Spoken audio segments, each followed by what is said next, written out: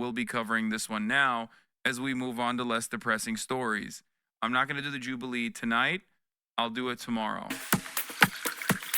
This is a fun story. This apparently Israel's war in me. Gaza is one of the most significant geopolitical events of the 21st century. So why is this guy one of the internet's leading commentators on the issue? Oh, that's an argument for incest I never considered. For those of you who missed it, Destiny, who is a streamer, debated political scientist and Israel-Palestine scholar Norman Finkelstein. And in doing so, he presented himself as an expert on genocide. Those kids were literally coming out of a previously identified Hamas compound that they had operated from. They literally did. You can Google it. You can Google it. With all due respect, you're such a fantastic moron. It's terrifying. You know, later he went on and talked about how he absolutely dominated that debate. If the other side doesn't bring up a single coherent point from the entire conversation, which they didn't, and they're like being unhinged the entire time, I feel like hopefully it plays better to me. I definitely could have gone harder though, given how unhinged Norm was. And then the most important, Mr. Portobello, you are such a fantastical moron. It's still funny. Oh, Jesus Christ. That was so great, dude. The fucking gall, dude. Thinking that you could go up against the dude who wrote the goddamn books because you fucking tried to quickly summarize a couple Wikipedia articles that correspond to your argument. The arrogance, dude. That arrogance and that blind confidence is exactly how he motivates some of the most ill-equipped people online. Some of the most awful individuals online into believing that he has ideas worth a damn. Election of our lifetime. Why is Donald Trump doing a live stream with Aiden Ross? And for that matter, why is one of the most incisive voices on the left not a host at MSNBC or CNN, but a Twitch streamer? You know, Hasan Piker's critiques of liberal policies from within his streaming suite at the DNC apparently got him kicked out. I doubt that, NBC would be getting kicked out randomly. Which is cool. I'll be honest, guys. In general, it's cool to get kicked out of places. It's a cool badge of honor, unless you get kicked out for a not good reason. Live streamers have become important enough in the political space that they can seemingly change minds, influence elections, and maybe even threaten major political parties. So how did folks like this go from streaming Grand Theft Auto 5 all day to reshaping our political discourse? And are they making a meaningful difference, or just enabling a sort of digital cosplay that lets us feel like we're activists when we're just sort of fueling Jeff Bezos' empire? Jeff Bezos, worst bald man alive. Change my mind in the comments if you think there's a worse bald guy. To understand political streaming, we got to start by contextualizing the seemingly unpolitical world of video game streaming. Because before these guys were interviewing world leaders, most of them were just streaming games from their bedrooms. And they all started over on Twitch, which is an Amazon-owned platform catering to gamers and their fans. And since Twitch took off, some streamers have... It almost sounds like he did nothing but play games, and all of a sudden we're politics, man. Yeah, I mean, I don't really care. It's not exactly correct, but who cares? Moved over to competitors like Kick, and pathetic, gross, lame boomers continue to stream here on YouTube. I'm Michael Burns. I'm here with producer Henry. Now, one distinguishing aspect of streaming relative to other types of media is its shocking sense of immediacy. Now, streamers are playing and reacting in real time, and simultaneously their viewers are commenting and maybe even critiquing them in the chat. Go to your Twitch dashboard and check out the new charity function. It makes easier for your chat to donate to charity and doesn't cost you anything. Okay, I'm not doing that right now because we're in the middle of something right now. I don't know if you can tell, but what I'll do, thank you for letting me know, but all right. It's a format that leads to heightened reactions and lots of hot takes. This might be the most transphobic thing that I've ever said in my life. So here we go. I don't think I really believe in non-binary. And unlike traditional media, YouTube videos or podcasts, when users react to or, yell at streamers, well, streamers can yell back. It's like, how the fuck do you arrive at that position while playing one of the most pro-trans video games too? like what is wrong with this man, dude? His mind is just constantly churning out as much hatred as he possibly can come up with. How the fuck? Back, which offers a thrill and attention that's only available in such an immediate format. I mean, imagine if you could yell at Rachel Maddow and she could yell back and call you a dirty little incel. I bet you'd like that, wouldn't you? But this sense of immediacy isn't just fun or kind of thrilling. It actually has the potential to shift how we relate to each other on a societal level. Scholar Yochai Benkler argues that social media democratizes communication by providing direct and unmediated access to information and discourse. As he sees it, digital networks allow for a genuine reorganization of the public sphere by weakening the power of commercial mass media and its owners and providing an avenue for diverse and politically mobilized communication that's less corruptible by money than traditional mass media. Now, in fairness, that was written in 2006, before a world where a bunch of cool, countercultural, free-thinking streamers like Tim Pool got paid hundreds of thousands of dollars by Russians to say stuff on their streams.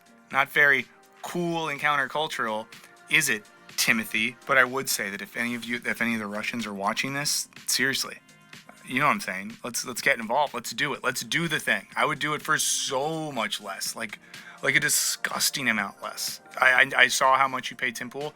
1/1000th of that, and I'll be here praising Putin. I'll get a Putin neck tattoo. Oh, I'll get a Putin lower back tattoo that says "Tootin' for Putin." That will maybe jiggle when I fart. But shadowy sponsors aside, for Benkler, the decentralization and democratization of information flow makes the public sphere more inclusive and participatory, providing a platform for non-market, peer-produced sources of filtration and accreditation. And this really helps alleviate information overload while also serving as a counterbalance to the concentrated power of traditional media. You can think about it this way, like the best things you've probably watched on the internet are because your friends were sharing them over and over, or a Reddit community you're a part of told you to watch it, right? It's not because some, traditional media source was like, please watch the new Connor O'Malley video. It's called Corey's, and it's a weird exploration of the way our identity split under late cap. That video is a banger, by the way. God damn, Connor O'Malley's so good. Capitalism and the way that social media exacerbates those tensions, right? It was just your friend was like, check out the new O'Malley video. It's fucking crazy. Now, this all empowers viewers to contribute to public debate and hold those in power accountable. And in the context of political streaming, viewers are able to form communities with other audience members that can exist in the chat, on Discord servers, and social media, or hey, even real life. And please let us know if you ever met a stream friend in real life. Also, if you met a stream friend in real life and you're currently, handcuffed to a radiator in their basement, but you can kind of reach the keyboard, I guess type help and we'll try to find you. But it's not just immediacy and community that make political streaming so unique. Christopher J. Hopwood suggests that the ability of platforms like Twitch to enable the sharing of unfiltered thoughts and experiences in real time helps facilitate the expression of realness. This is something I think about quite a bit, which is like the democratization of media has led to people like myself existing in this space, but it also has very obvious downsides to it as well.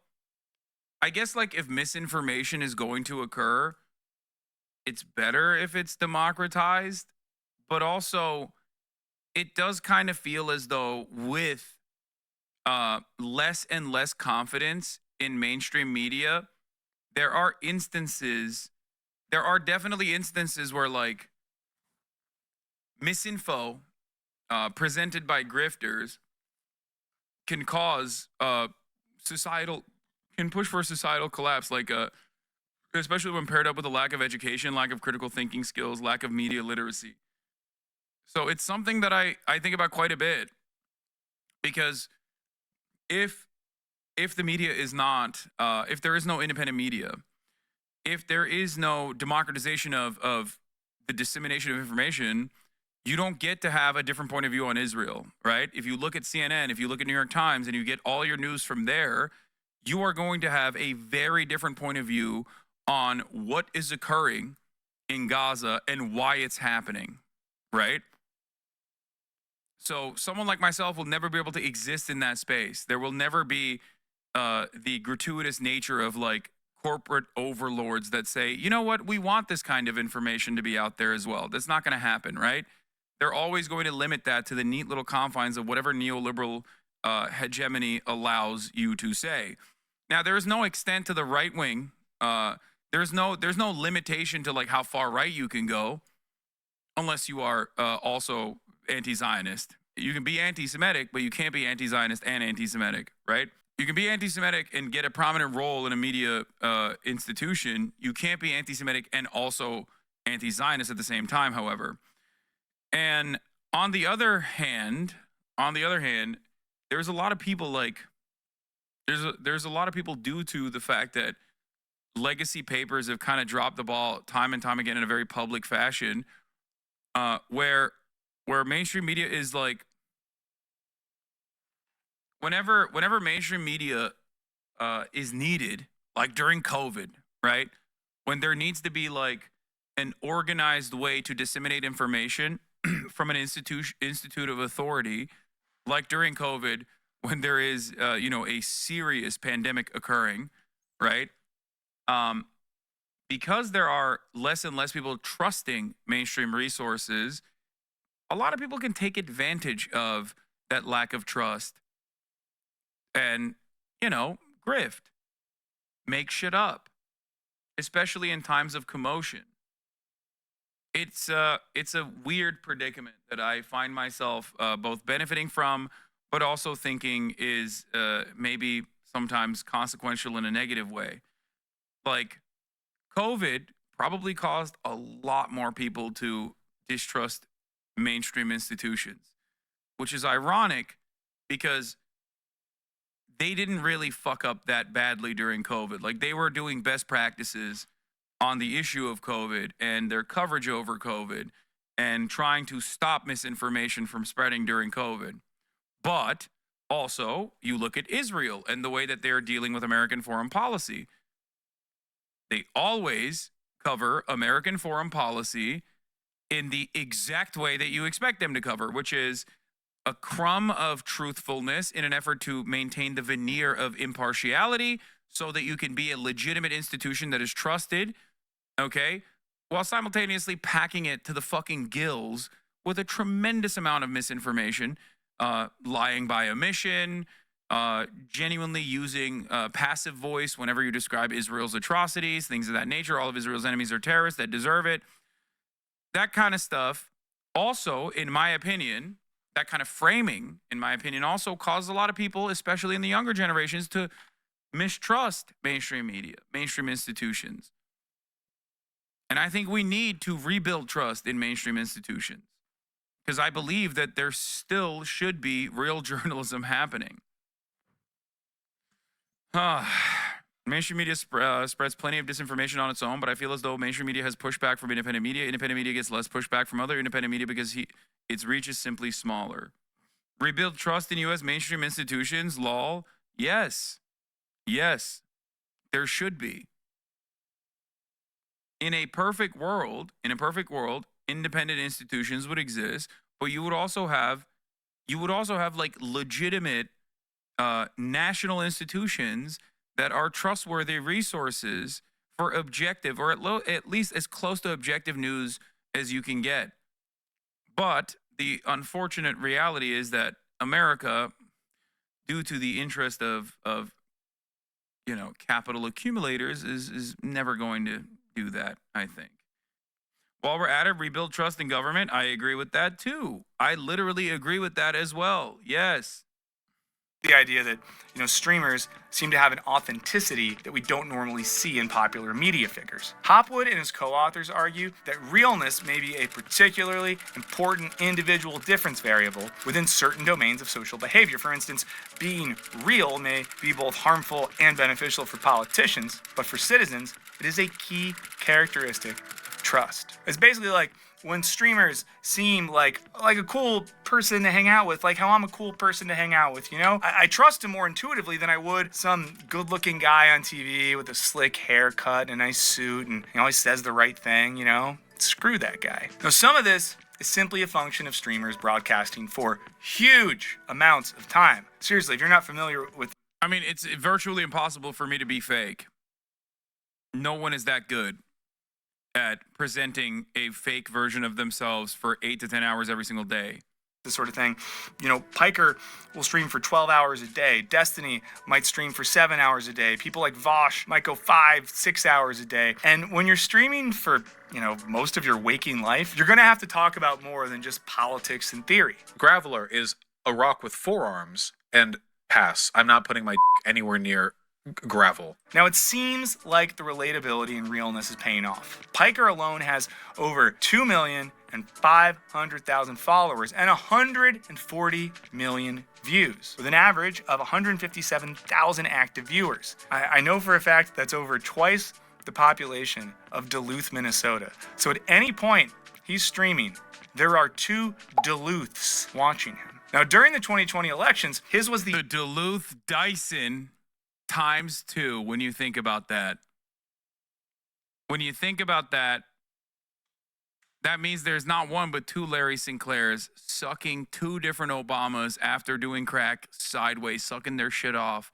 the 6th most watched election coverage stream. The average is similar audience size to CBS and Fox News. And this seems to indicate that at least amongst a younger demographic, folks prefer more interactive and authentic content. And this has not escaped the attention of mainstream media. You get more people watching you of an evening than I do. But all of this doesn't answer the question of why we, you, me, all our friends, are so engrossed by political streaming, and why millions of folks spend just hours and hours of their lives enmeshed in these digital worlds. Now, it might have less to do with how it changes our opinions and more to do with how it actually changes our experience of time. Yes, friends, that's a real thing I'm about to argue, so don't tune out now. Before we keep going, I want... Not gonna lie, bro, I'm gonna start hating harder. You've been getting way too many glaze pieces lately. Dude, let me have a fucking moment to breathe, okay? Don't worry. If you think I need to be fucking hated on, trust me, anytime there's a new glaze piece, all of my fucking insane haters get like MK Ultra style activated to be like, I'll have you know, he's actually a bad guy. Please don't say he's a good guy. He's a bad guy. I promise you he's a bad guy. They go crazy over it. Trust, okay? I also get fucking shitted on by my long-term subs anyway. They lose their goddamn I wanted minds. to give a shout out to our friends over at Yes Please Coffee. They're special because this is a company that I actually reached out to because I liked their coffee so much. I asked if they wanted to work with us, and thank God they did. They're based right here in Los Angeles. They're an independent company. Their beans are awesome. I've been drinking Yes Please for a few months now, and it's some of the best coffee I've ever had. My good friend, producer Olivia, said it changed her relationship to coffee. A lot of people from our stream community have tried it and loved it. Go to their website and then use the code Wisecrack for 20% off. There's a link down in the description as well. Truly top-notch beans. It's a great way to support the channel and help support a really cool independent company. So check out Yes Please Coffee because, I think you deserve it. Now let's get back to the show. It's clear that authenticity is critical to the success of political streaming, but of course it's not just about being cool and relatable. Because some of these guys aren't cool or relatable. They're kind of weird and unrelatable. It's that the very structure of the medium creates moments of truthfulness in both the streamer and their audience that are almost impossible to achieve. This guy started talking to said you were obnoxious and a bad person, but when I asked him to cite a reason for his opinion, he couldn't give one. Yeah, because he fucking saw like 3 Twitter power farmers. Yeah, they're eating your ass up on Twitter right now, LMFAO. Dog, this is from September 15th, 2021. And it has 2.9K likes. And it's literally a fucking barb, dude. What the fuck are you talking about? What are we doing right now? We're just like relitigating old drama that I was objectively correct on. Your article is full of weirdos. No, it's not. Not really familiar with Hasan. He seems pretty cool though. We'll check him out in the future. Why are you guys doing this? We're straight up watching like a puff piece, and you guys immediately like are sending me a million different hater takes. That's crazy. And other forms of digital media. Now we can better understand this via the work of French philosopher Henri Bergson and his concept of pure duration. Now, for Bergson, duration is a way of thinking about time, or a type of time which operates in distinction from clock time. It's not mathematical or mechanical. Like I have a little watch right now, and the second thing it's going 50, 51, 52, 53, right? Sequential, linear, mathematical, things of that nature. But duration is more to do with our experience of time. Imagine what it feels like to wait for 45 minutes in the waiting room of your dentist. Feels like an eternity. Now imagine what it feels like to spend 45 minutes catching up with your best friend that you haven't seen in a while. It probably flies by, and before you know it, they're on their way, and you wish that you could hang out for longer. Same amount of, linear time, but we experience it way differently. And we see this at play in the unique temporal experience of watching a live stream. Now, unlike watching a cable news show, which is broken up into distinct segments and commercial breaks equaling precisely 1 hour, streams can often go on for hours without any segment breaks or time constraints. Unless there's a 3-minute ad break at the top of the hour, of course. Because at the top of the hour, there's a 3-minute ad To break. be clear, some streamers do have sponsors or take little breaks to talk about that, but it's not quite the same as Which, of course, Lamau, this video is going to make me stop watching streaming entirely. Yeah, why are chat... What is the fucking reason for why chatters immediately try to grief me when there's, when there's any kind of, positive movement? What is that about?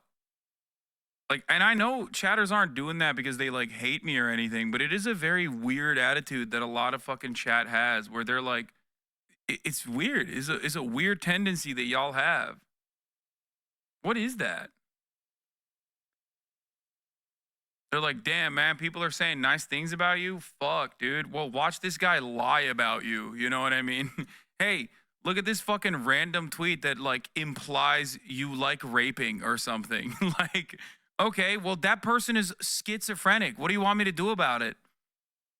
And yes, I have a lot of fucking haters due to all of the positions that I advocate for, which unfortunately are not all that common, even though it is born out of common sense and empathy, which, again, seemingly less common by the moment. So, yeah, there's plenty of these fucking people who are delusional and insane. Don't know why you have to give them more air and I don't know, make it seem like it's a valid fucking point of critique. Cutting away to, I don't know, some commercial about mesothelioma. How will this affect my loved ones? But all of this creates a sense of flow that affects both the streamer and the audience. And in doing so, it can collapse the way that we think about and experience time. Now think about it this way, okay? You're pretty unlikely to get home from work and just say, now I'm gonna sit in front of a screen for 5 hours, watching a guy talk about politics, play some games, hey, maybe do some research. Instead, you probably just tune into your favorite streamer, and then before you know it, you're caught up in the discussion, you're jumping in the chat, you're participating in an active way, and, then 5 hours have passed, and holy crap, you have to be up for work soon. Now, for Bergson, this disillusion of clock time creates the space for pure duration, where we're purely in the moment, fully experiencing our own internal lives. Now, Bergson unfortunately died way before you could watch H Bomber Guy stream Donkey Kong 64 for 57 hours straight, but, he'd maybe consider it in terms of music. Donkey Kong is my favorite. Now, music does follow a specific temporal structure, right? It conforms to a certain clock time. Maybe a song is in 4/4 at 110 beats per minute. But when you're caught up in a song that you love, your experience is one of pure duration. You're not thinking about measures and time signatures. You're just fully in it. This is why deadheads can vibe out to a song for 45 minutes and then want more as soon as it ends. Because when that music never stops, you sort of feel free from everything else. This feeling of temporal freedom is the exception to the rule of our normal lives, which, let's be honest, are mostly governed by clock time, and more specifically, work time or work clock time. Now, as Bergson writes, we spend the majority of our lives outside ourselves, hardly perceiving anything of ourselves but our own ghost. He goes on to write that we live for the external world rather than for ourselves. We speak rather than we think. We are acted rather than act ourselves. This means that our identities and our internal states of consciousness are shaped by rigid clock time. It's like, maybe I'm this person when I'm at home. Yep. When I'm this person when I'm at work. A pity.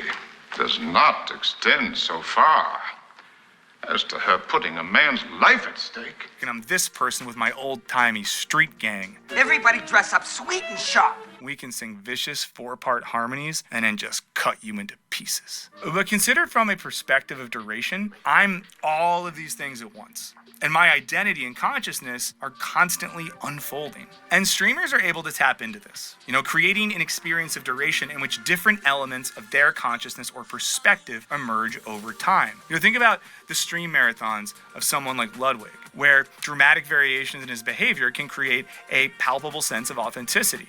Sometimes even a streamer's mistakes or lapses in judgment or random asides, make them feel most real to us. Hawk Tua on that fovea. Take this time that Hasan Piker, seemingly forgetting that he was streaming, got a little bit distracted. That was my inside voice that came out. I was trying to fucking stop myself. But the sort of realness that emerges via duration doesn't just lead to personal details or accidental bro behavior. It also creates a particular experience for us, the audience. One in which I am actively listening and engaging and experiencing myself thinking in real time. When this is happening, it can feel like my identity is unfolding in dialogue with both the streamer I'm watching and the community that I'm engaging with. This can all create the conditions for the political streamer to truly guide the audience when dealing with tricky or contentious issues and policies. And when they do this, they might help the audience see past rhetorical traps and empty platitudes, ideally creating the feeling that you're learning alongside your favorite streamer. And the authenticity of the medium, mixed with the freedom of duration, can then lower our guards. And that makes us maybe more likely to reconsider our opinions or remain open to ideas we don't immediately agree with. That might sound like I'm being too gracious, but I've seen this a little bit on our tiny little YouTube streams where people in the chat kind of open their minds, debate with each other, change their minds on stuff. It's a very beautiful thing to see. Other times. Look, Yep, he has a psychiatry degree. None of what he's saying holds on facts. YouTube guy thinks he's a psychiatrist now. The only thing I will say is that there is obviously a lot of back and forth in the community building, and it can be used for good or it can be used for evil. Okay? If you are using the community that you've cultivated over the course of many, many years to like harm others, to go after others that you feel have wronged you, and slowly but surely cutting out like anyone that is a naysayer, then you are operating a fucking cult in the most toxic ways possible. If you're using that to defend genocide, you're just an objectively bad person, right? This is precisely the reason why I try to put my best foot forward all the time. Okay? Like I know the amount of, I don't want to say power, but the amount of influence I have, and I try to use that for good. I try to use that to motivate you to go out and work out, motivate you to go out and better yourselves, motivate you to go out and do things and become a positive influence in your community. Like I recognize the influence that I hold and the place I have in your lives, and I try to use that to max out on all the good shit that I want you to do. Sometimes they just say, this channel fell off.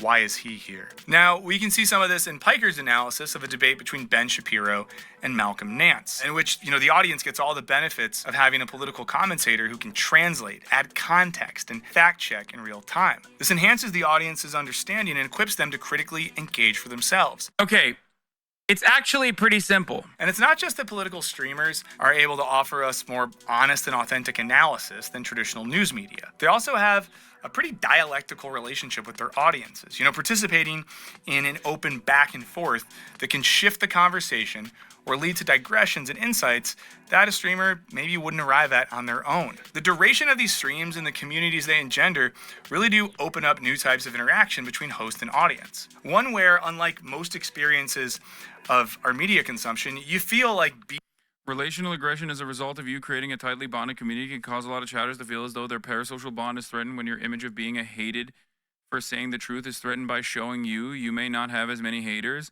it causes sort of dissonance where your chatters support you, but feel your changing image can threaten who you are. TLDR, they're toxic. Yeah, I mean, I think it's in the simplest, not nerdy words, just gatekeeping.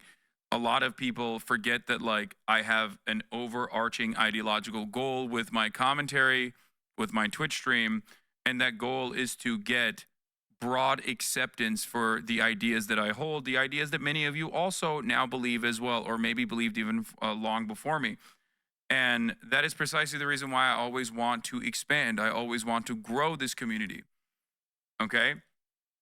Every single thing that I do is in the direction of growing this community so that there are more like-minded people that will be more charitable to my worldview, because I think that my worldview would genuinely improve people's material conditions. So a lot of people fail to remember that and sometimes maybe think, oh, I want to gatekeep this stuff. I don't like it. Like, you're getting looks by NBC. You got prominently displayed on CNN. That's not a good thing. That's a bad thing. It's only a bad thing. Wait, what? So your voice does matter, but you won't endorse Kamala? Wow, that's so funny. If Kamala wants my endorsement, she can have it. She just needs to say the magic words, okay? No more weapons to Israel. Also, none of this right-wing immigration stuff. But, you know, those are things you, aside from the Kamala quip here, I think a lot of people don't understand. I think a lot of people don't understand that, like, there is a goal beyond just like me. That's why I do these collaborations too, and also because I like to have fun and be normal in the wild as well. It's like when my dog sees other dogs come up to me and she gets super jelly. Yeah. Being in the audience actually matters. You know, we see this in an instance like Piker responding to his audience when they had concerns about the rise of anti-woke rhetoric. It's no longer going to be irrelevant when that's all you talk about in the next 4 years. I'm just telling you what's going to happen. Dude, that was such a good lock, man. That guy is fucking... Damn, what was the date on that when he said that, like, we're going back to Gamergate style politics? Oh my God. Seems like I fucking locked that shit down on December 22nd, 2020. Wow. Wow. Pre-watch of the future. Once again, pre-watch Piker. At it again, dude. At it again, dude. That's crazy. That's crazy. How does he do it? How did he do it? How did he fucking figure that shit out, dude? God damn. God damn, dude. I clocked that shit from a fucking mile away. In the next 4 years. I'm just telling you what's going to happen. The unique temporal nature of political streaming might then be one of the reasons that it creates such impassioned communities, which is all well and good. But if you're like me, you might still be a little skeptical of the actual political efficacy of any of this, you know, because sure, political streamers draw audiences as large as traditional news outlets, but are they as politically influential? Now, this question feels especially relevant when we know that networks like Fox News and CNN or podcasts like Pod Save America have exhibited the power to influence voters. Here, the thing that makes streaming so interesting on a theoretical level, you know, that the temporality that comes through an experience of duration might actually be the problem. By keeping folks locked into a consumptive trance, it's arguably doing the opposite of facilitating offline political activism. Which raises the question, you know, are we too busy watching political streams to actually participate in politics? Well, maybe not, because recently we have seen more and more streamers step out of their bedrooms and engage in on-the-ground reporting that connects their streaming work to political action, while also offering more immediate and authentic coverage than what we might find on the evening news. And, you know, all of this is, of course, made easier by the relative accessibility and affordability of streaming technology. Now, we see this whether it's Hasan Piker visiting a campus protest at UCLA or Destiny visiting Israel. These on-the-ground reactions to... You know, whether it be the anti-genocide guy going to an anti-genocide protest or the pro-genocide guy going to the genocide country. Yeah. Checking my notes. Seems like this guy is pro-genocide at the genocide country, doing more pro-genocide propaganda.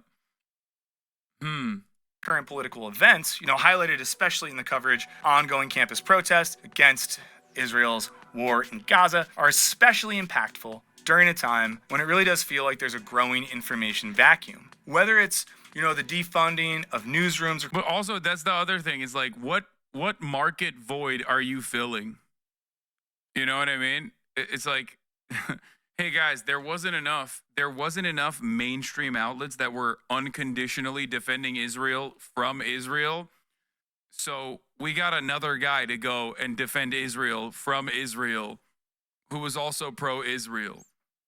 There was a real shortage in mainstream media for people who would do the brave task of defending Israel's genocide. But this time, they also say slurs, okay?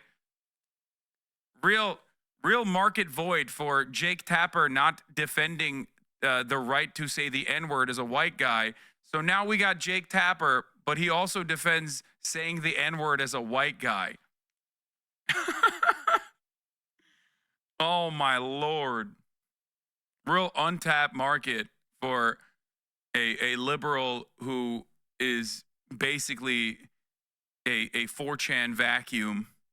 Across America, or the seeming You're upset he's in the same vid as you? I mean, yeah, for sure.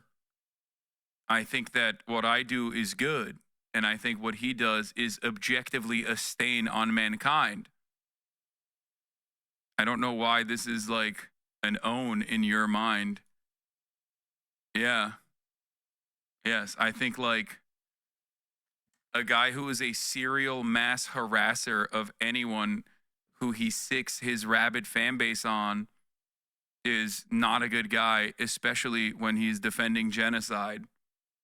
A scourge, if you will. tameability of fake news. It's all led to an overall decline in the quality of and our trust in traditional news sources. As Palmer, Toff, and Nielsen argue, when the public view the media as less trustworthy than politicians, it becomes easier for populist figures to lump the news media into a group with political and economic elites and claim for themselves the role of public defender. And for younger folks who have come of age in this era of distrust, streaming seems like a viable alternative for a number of reasons, especially as it continues to enter the real world. Now, one of them is that its unfiltered and instantaneous nature allows viewers to witness events as they unfold in real time, which facilitates trust while also minimizing the potential manipulation we might associate with edited news broadcasts. Another is that when streamers are reporting from the field, they're normally going to center the perspectives of regular people actively participating in the event rather than highly paid experts or pundits typically featured on mainstream news shows. As someone who was personally watching both streams from the UCLA protest earlier this year and then also watching local LA news, I'll simply say that we saw two pretty different perspectives on what was happening. I think this, alongside with like what Brett did, like all the other content creators that were there, like I think this was I think one of my most consequential things that I've done. You're blinded by your hate of the gnome and are not being truthful. Both of you are misrepresenting each other. Maybe this is by design and I'm a naive viewer. Yes, you're a 24-month subscriber that is a naive viewer. I'm always in awe of how people can maintain this like both sides are the same principle. Yeah. Yes, you are. I am not misrepresenting Destiny's pro-Israel, pro-genocide position. He has personally said it himself. You're talking about a dude who has openly, actively mentioned like masturbating to my podcast co-host's AI porn as an own, okay? Who has very publicly put his name out there to be like, yeah, I will do that. And his community that still also repeats those words. I don't think there's any both sides. There's nothing that you can equate in this circumstance that I've done. I care about the issues. I care about, policies. I care about offering context to real-time news coverage. He cares about drama. Anyway, why was this your most consequential stream? Because I think there's no better demonstration of mainstream media openly and actively framing an issue in a nefarious way than basically fucking pointing to what the actual encampments look like from the inside versus how the media covered it. Like, it was such a glaringly obvious piece of original reporting that went against what the media's overarching narrative was about these encampments being like aggressive in nature. I'm still waiting to see what this person is saying. Both of like this is the most active defense that you can engage with without coming across as like a pure partisan in this situation. Oh, well, both of you guys do stuff. And it's always funny when they say that, because there was a fucking Discord. There was literally like Discord screenshots of them mentioning me like what 90,000 times versus my Discord. We looked at it and the name Destiny was mentioned 9,000 total times, and the overwhelming majority of that was coming from the gaming discussion part of my Discord because they were talking about the video game. So it's almost always like 90 to 10. But people still maintain this position as though there's like both sides are doing this shit. For the past like what 6 years at this point, I've rarely ever mentioned this person. He has never stopped mentioning me. Yeah. Oh, here, this is the one. This was the link. It was crazy. Saying that a Nazi is better than a terrorist, which is better than a registered sex offender, which is better than a Hasan Piker fan. You know, just normal, not unhinged statements. The only time he mentioned he didn't want you talking about him was when he was getting destroyed by Finkelstein. Yeah. That was a wonderful moment online. Why can't we chat his name, though? I know you don't care about him enough to ban his name in chat. For obvious reasons. Because I don't want him to fucking... I don't want him to like, I don't want mentions of Boner Chelly to be gumming up the works, okay? Like right now, this is a great example. We've taken a sidestep from this, we stopped the coverage of whatever the fuck we were looking at. And now his insane fan base is just going crazy over it. But what did that guy say? I'm pro-Palestine all the way. Actually went away from your stream in 2021 since you were not bringing up Palestine. You're the best on Palestine, and that's what matters the most to me. But both of you are bad faith. Maybe there's way too much bad blood between the two of you. Dude, why is it that whenever I ask for a direct fucking question, these guys never actually bring anything up? You know? It just doesn't make any sense. It just doesn't. I always ask, I'm like, what do you mean by this? Like, what have I done that is like bad faith? And there's no good answer. It's always just like some weird, vague generalization. Pro-Palestinian activists in this barricaded encampment refuse. Can you guys talk one time? You guys are top political live streamers. First of all, come on. It's like fucking Albania saying between us and the United States, you know, we are what comprise of NATO, you know? Just like back in the day when Albania was saying, between us and China, we comprise of 1 billion. Yeah, you're being a little nice, I think. Is this group cyberstalking? Yes. You know what you've done. Yeah. I'm as pro-Palestine as it gets, which is why you were just as bad as the pro-genocide sponsored by Israel N-word use defending white guy.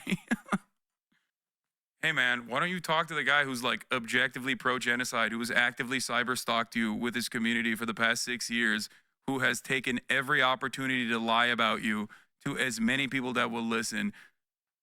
Why don't you just like be charitable to that guy who you disagree with on virtually every issue? Just talk to him after he got banned for literally mass harassment over and over again. For any person, including myself, but I'm at least like large enough to withstand these kinds of attacks.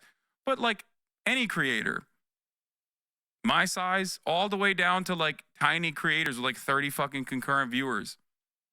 Good faith, bro. That's the difference. I want nothing to do with this person. Did you just leak why he got banned? No, there are a million reasons. This is my suspicion. Why don't you just block him? I have. What are you talking about? I have. There is not a moment in my day where I think about this person or his community. It's only when I'm live when his fans come in here with like their 11th sock account or sometimes dual fans, which is even weirder, that have been around for a very long time, where they come in and they're like, well, you know, both of you guys have done stuff. I have my reasons. I have. Will you condemn Twitch for unbanning Sneeko and not unbanning Boner Chili? Yeah, I think it's fucking ridiculous that Twitch unbanned Sneeko. I think both Sneeko and Boner Chili should continue being banned. If it were up to me, I would never fucking unban Sneeko. Are you insane? Are you out of your fucking mind? Do you think guys have like, you think I have a positive association with like Twitch turning around and unbanning some random fucking freaks, dude? Are you crazy? I'd much rather unban iShowSpeed before unbanning someone like fucking Sneak. And for the record, I am pro rehabilitation. It's just someone needs to be rehabilitated first. Okay? All right. Using in order to disperse. Peaceful protest! Peaceful protest! And the efficacy of these sorts of streams has definitely caught the attention of politicians who want to Mods got to him before me. The anti-natalist weirdo. speak directly to younger voters. You know, at the end of the 2020 election season, Congresswomen Alexandria Ocasio-Cortez and Ilhan Omar jumped on Twitch to organize a Get Out the Vote stream with a variety of popular streamers, politically minded and otherwise. They played the then popular multiplayer game Among Us, and they had over 500,000 people, most of whom were of early voting age, who were there to watch and ask questions about the candidates and policies in a way that felt a lot more authentic and casual than a press conference or even a real town hall. Imagine showing up to the doctor and just saying you need help and getting it. You know, more recently at the 2024 DNC, Hasan Piker was on location streaming until he maybe got kicked out. And of course, politicians on the right have also been attempting to use streaming as a way to get out their messages. As in Trump's aforementioned appearance on Aiden Ross's stream, in which Ross, I guess, gifted Trump a Rolex and a Cybertruck. I can't imagine Donald Trump driving a car. Can he drive a car? Is there video of him driving? I've seen him on a golf cart, not a car. If you have video of him driving a car, send it to us. I don't think he can drive a car. And in 2022, GOP rep Matt Gaetz live streamed on Twitch. And hey, if you didn't see it did not go super well. You know, while my streaming numbers are not amazing, I consistently dominate Matt Gaetz, which is something. So if the revolution won't be televised, will it at least be streamed? Friends, it's hard to say. But it is worth noting that it's not all good vibes and egalitarian spirit in the world of political streaming. There's a bunch of stuff we didn't include in this video, to be very honest with you, because a lot of the right-wing streaming folks that are popular very much are little Nazis, and we didn't want to put little Nazis in the video. Now, plenty of folks who are out there use their platforms to just reinforce the status quo while cultivating audiences that are more sycophantic than curious. But on a personal level, during my experience streaming here on YouTube, I've really gotten to see how quickly communities of open-minded and empathetic and weird people can form, and in how these communities can be used to facilitate spaces of critical thinking about what's going on in the world. Special shout out to all the Wisecrack live heads out there. I really like you all very much. Thanks for hanging out with me every week. I also do want to give a shout out to Garrett Kruper. Now, he helped us with this video, and he recently finished a whole PhD project on political streaming. He shared some of that research with us. He helped out with this. And if you want to learn more about Garrett and his work, tune in to our stream on Wednesday, and we're going to have him on to talk about his project and more about streaming. And in general, if you've ever wanted to check out one of our streams, we stream every Monday and every Wednesday at 10 a.m. Pacific, right here. Oh my God, bro. Y'all are so fucking desperate for any crumb of interaction. Please stop, dude. Jesus fucking Christ. On YouTube. I would love to see you there. In the meantime, let us know what you think, and especially let us know if there's political streamers that you like a lot, especially if they're maybe less well known. It would be great to give those people some shine. But most important, coming out of the motherfucking gutter, dude, the moment that like even this shit is like briefly mentioned, his fucking weirdo fan base and like adjacent orbiters immediately they're like, it's just like that fucking one guy that came up to me at TwitchCon, bro. He's like, come on, Why don't you debate Destiny? It's like, bro, why do you even remotely think this would be productive in any capacity? Jesus fucking Christ. I thought by this point we might have banned every single person, and I'm constantly in awe that there are still always new sock accounts. Like, it is wild, especially because like, I don't think there's another fucking community that is this resilient with the limited amount of size that they have, but like the amount of impact that they have that is so fucking outsized because they're just constantly, permanently fucking online. Holy shit. One of your security guards loved that you shit on that kid, by the way. It's just like, dedicate your life to anything else. Please, man. Please. I promise you, you will be much happier. I promise. And it's like my fucking idiotic community members too. Can you comment on this asshole saying you're endorsing raping women? It's actually so gross. No, dude, because that is an insane thing. And you bringing that up literally is just giving it legitimacy. How do you not understand that? Why the fuck would I ever in a million years respond to something so fucking stupid, so obviously out of context? Are you fucking, are you actually brain dead? It doesn't make any sense to me. Like, sometimes I can't tell if like this is a person who thinks they're doing the right thing. That tweet had 6K likes before Hasan put it on screen. Now it has 19K likes. You're all fucking drama addicted idiots. Oh, 100%. I genuinely want to get it. I genuinely want to dive into the minds of people like this that are just like, no, dude, I don't understand. Like, the reason why I have so many fucking active haters is because I already gave them a crumb by consistently, repeatedly trying to answer misinformation about me, okay? People would make shit up and I'd be like, oh, wait, hold on. That's completely made up. Let me actually explain the truth to you. And over the course of like 5-6 years, I came to the conclusion that, oh, nobody actually gives a shit about the truth. When I turn around and address it, it just gives it more fucking breathing room. It gives it more legitimacy. And it is a signal for all the people that are waiting in the sidelines to be like, yeah, fuck this guy. That's it. It's all fucking bad faith here. Say, for the sake of argument, you're the kind of progressive lefty with a platform who gets a share of harassment, seasonal or perennial, from reactionaries. In this situation, you will inevitably hear one who positions themselves as a reasonable moderate ask, why don't you respond to criticism? What a perfect video from the alt-right playbook. Why don't you respond to criticism? Innuendo Studios has an incredible library of content on this shit.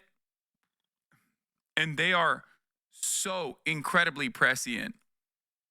Okay? Say, always for the sake of forever. argument, you're the kind of seasonally here. Why don't you respond to criticism? There's a lot going on in that question, more than is immediately obvious, and it's worth understanding.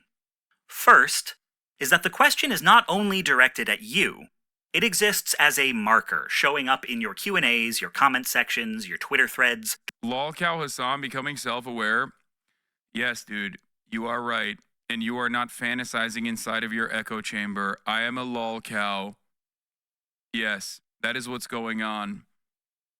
That's why, NBC and CNN are writing articles, positive articles, about the impact that I've had, or congresspersons that I talk to at the DNC are talking about the positive impact that I've had in their community organizing efforts. And the opinion that you maintain that I am a lolcow is shared by 3,000 other sycophants trapped in their fucking mother's basement that spend their entire daily existence on Discord, Reddit, and Twitter. You got it. You are definitely not hallucinating this position as a 35-year-old who feels like they haven't actually been able to reach the levels of success that they thought they would get to by this point in their lives. I'm delusional, Giga Chad. I know. I do wish you well. And I do think that you can get better. It's just the first step is to unironically separate yourself from the communities that you find yourself in. Straight up. Let's continue. To imply to anyone paying attention to you that there is some wealth of legitimate criticism that you have long ignored. There may well be a specific point this person is referring to, but it's often left unspecified or generalized, so that the content and the quantity of the criticism is left to audience imagination. It is meant to publicly undermine your legitimacy. Second, it's meant to make you question whether there is some legitimate criticism out there in the din of people screaming at you. You're not perfect, and a knock-on effect of being harassed is you get numbed out, unable to discern good faith from bad, often removing yourself from the very streams through which your peers used to correct you because of the endless flow of garbage coming through those channels now. But the only way to verify the ambiguous claim that there is some criticism worth responding to is to once again strap on waders and climb back in, which is often what your critic really wants. Third, well, the question isn't really, why don't you respond to criticism? Odds are you do respond to some criticism. People in your position are often addressing or preempting criticism all the time, arguably too much. No, what this non-specific question is really asking is, why don't you respond to my criticism? They'll let it sound like you've been ignoring everyone, but they mean, why are you ignoring me? They're going to insist you owe them a response, that their critique, regardless of your opinion of it, is valid and demanding of immediate attention. Odds are there are dozens of people saying the same thing, all at the same time. Fourth, odds are good that you have in fact addressed their specific complaint, but not in a manner they will accept. You can tell they're a Destiny fan by their past logs asking if it's okay in certain circumstances for a white person to say the N-word. Donald Trump AI, you don't want to know what Hasan's doing inside my echo chamber. He's a previous sub, dude. Chill. Is it wrong for a teacher to say the N-word in a lecture about Jim Crow? Is there ever a case where it's okay for a white person to use the N-word? Why are y'all like this, bro? Why? Why are y'all... Here, take a week off, okay? Just take a fucking week off, please. Please, dude. Please. Why is this such an important motivating factor for you? Oh my God. This one person's criticism is likely not unique. You may have covered it somewhere in your output purely because you know what kinds of arguments are getting thrown at you. Isn't this just about you and the house stuff, Lamau? Like, they now feel they have something real to critique, but they don't? Yes. This is something that happens to many leftist content creators who are placed into a situation where they have to abide by standards that they themselves didn't even set for themselves, that have nothing to do with their worldview at all. Being like an online leftist is constantly being held up to a higher standard than everybody else, but also beyond being held up to a higher standard than everybody else, a standard that they claim you actually created for yourself when it has nothing to do with your worldview whatsoever. That's usually where this comes from. You, and you're just covering your bases. There's a decent chance your critic doesn't actually consume enough of your work to have seen it, but it's maybe even more likely that they are fully aware of your counter-argument. Maybe one of your fans directed them to it, but they don't consider a response legitimate unless it is directed at the critic. Covering it in a different context or on a different platform doesn't count. They are owed a... Dude, this is literally like that one guy the other day who came in and was like, Hasan is secretly an ultra-nationalist, pro-Turkish, like, ultra-nationalist guy. He never talks about the Kurds. And then I literally was like, you're wrong. I have actually talked about the Kurds. And I gave him examples and, like, videos that I have actually covered about the issue, okay?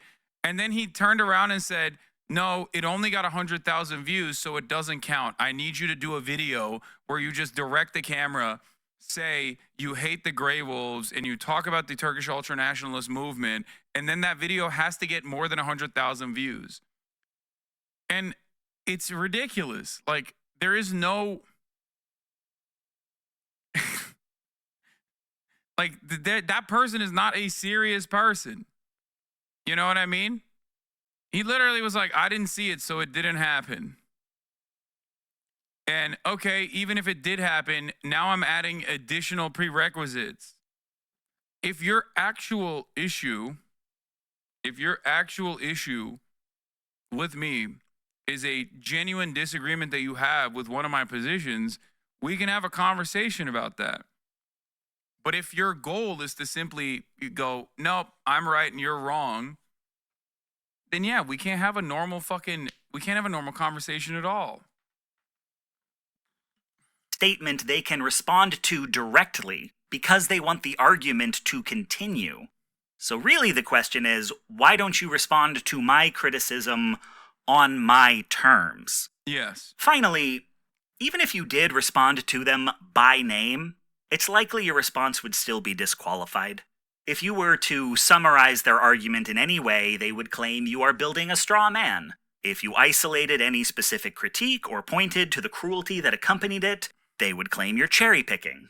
You must, it seems, first present the criticism full and unabridged before you may respond to it, which is to say, the only correct way to respond to criticism is to platform the critic.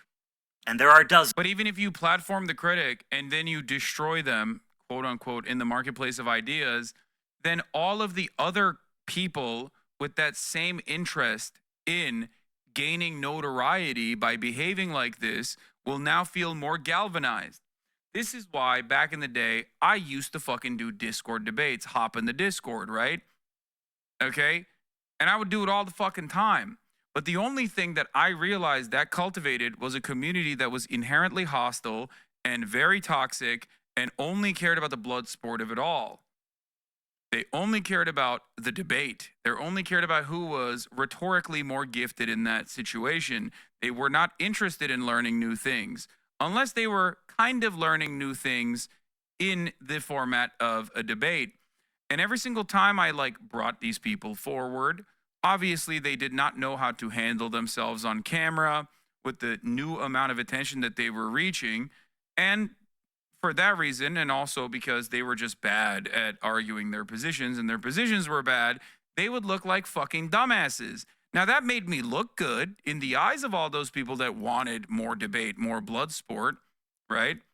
But there were so many people that also had those exact same positions that would then go, hold on, that guy was a dumbass, pick me, talk to me. I'm actually a smart guy. You're too afraid to talk to me. And then I would pull them up. I would do the exact same thing, and they would look silly. And then there would be 10 other guys in the chat going, hold on, that guy was a dumbass. Pick me instead. I will actually do a better job. This yielded 0 positive interactions. Okay? That's it. That's it. Dozens who expect this of you, who will tear into you for not addressing in meticulous detail every single critique they have ever tossed your way, and in the same breath make fun of you for talking too much. Because they don't want to move on from why don't you respond to criticism. As a rhetorical tactic, it's pretty ace. To announce before the argument is even stated that it is thus far undefeated? Mwah! Because any response you make is going to keep the focus on you and not their argument. It's not worth responding to? Well, why should the accused get to decide what is and isn't worth responding to? I have responded repeatedly, well, why didn't you respond in this particular way? None of this looks at whether the criticism had any credibility to begin with, only at whether your response is following procedure. So now, there are criticisms that have been leveled against me that I have never engaged with. Say, for instance, that you shouldn't listen to me because I'm just 4 eels in a trench coat. How would I respond to that? What could I say that isn't exactly what 4 eels in a trench coat would say? I mean, I'm not wearing a trench coat, but obviously the first thing 4 eels... I have a friend who's like this with you, and I've spent quite a bit of time showing him clips where he addresses gripes. Eventually, he just came out and said, well, I just don't like him. That's perfectly fine. Okay? And there's a prescription for that, too. He probably likes something that I like that I defend pretty fucking vociferously, and that's all it would take for him to change his mind. Stop trying to address the actual fucking fake, false criticisms that these people have towards me. Okay? Identify what they actually care about and then show a video on that thing that I've definitely talked about and debated. That's it. That's it. Because I talk about a litany of issues. Okay? There are plenty of people who were like, Hasan is a fucking white supremacist, or Hasan is a libtard, or whatever the fuck. And then they saw my commentary on Palestine. Maybe they didn't know what my opinion on Palestine was before, but then they saw it after October 7 and were like, oh my God, I was really wrong about him. Okay? Because that was an issue that they cared about. The same goes for abortion, or the same goes for Black Lives Matter, police brutality, criminal justice reform. Okay? There's always something that your friends, if they're your friends, they probably have like-minded opinions to you. Okay? There's a reason why the most common thing that a lot of people say whenever I do a collaboration with like another content creator, one of the most common things that you hear in the comments section is, I had no idea this was a normal dude. I had no idea that he was actually kind of fucking chill. The reason why they say that is because they've never actually seen me outside of a circumstance where a hater is like greatly shaping the narrative of how bad of a person I am. That's it. That's why I also always say, the greatest, the greatest fucking thing that you can do in this circumstance, is just get someone to have an ounce of charitability and watch for an extended period of time. Okay? Because if someone is in here for an extended period of time, they are going to inevitably realize that perhaps they were deluded and wrong about the opinions that they had. Okay? Deals would do when people start to catch on is switch to hoodies. I could show you my birth certificate that proves I was born of a human woman at a birth weight that 4 eels would not add up to, but did that work for Obama? Or did the guy who said the birth certificate was fake get elected president? And obviously, all of my exhaustively researched and carefully argued points about how fascism has evolved on the social internet are suspect if I can't even prove I'm human. We stayed at war with Iraq for 7 years after the government announced that the weapons of mass destruction we were looking for never existed. And there are people to this day who still believe we found them. So what hope do I, a mammal who would make mediocre sushi, stand in the face of that?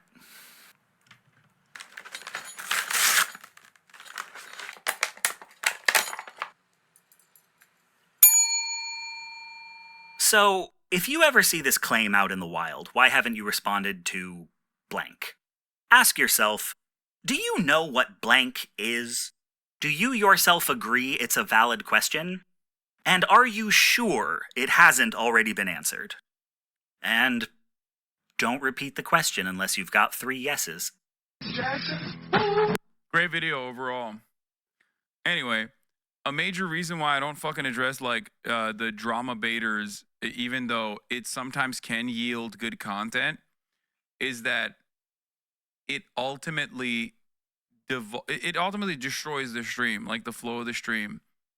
It turns it into just like a me operation where other people take notice of me reacting to them and then start behaving in troll-like ways.